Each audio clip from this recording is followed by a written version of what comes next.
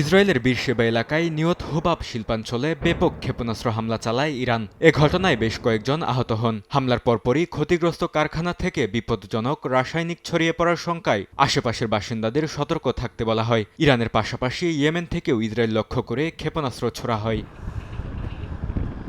Saudi আরব, Iraq, Kuwait, Bahrain, সংযুক্ত আরব আমিরাত সহ উপসাগরীয় দেশগুলোতেও ড্রোন হামলা চালায় ইরান। ইরাকের বাগদাদে মার্কিন ভিক্টোরি বেস লক্ষ্য করে রকেট হামলা চালানো হয়। এতে একটি উড়োজাহাজ ক্ষতিগ্রস্ত হয়েছে।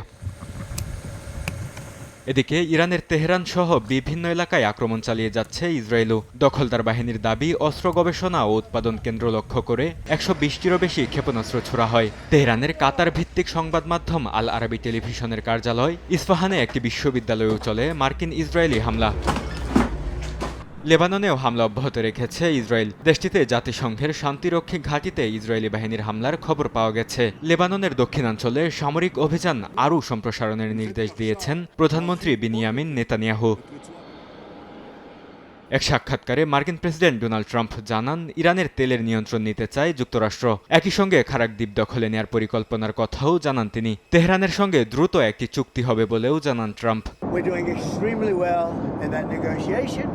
But you never know with Iran because we negotiate with them and then we always have to blow them up. Hormuz প্রণালীতে একটি MQ-9 ড্রোন ধ্বংসের দাবি করেছে ইরানের সামরিক বাহিনী। হরমুজের পাশাপাশি ওমান উপসাগরের পূর্ণ নিয়ন্ত্রণ ইরানের সামরিক বাহিনীর হাতে রয়েছে বলে দাবি করেছে তেহরান। সম্ভাব্য মার্কিন স্থল অভিযানের কঠোর জবাব দেওয়ার হুঁশিয়ারি দিয়েছে IRGC। চলমান সংঘাত বন্ধে ইসলামাবাদে বৈঠকে বসেন পাকিস্তান, সৌদি আরব, তুরস্ক ও মিশরের পররাষ্ট্রমন্ত্রীরা।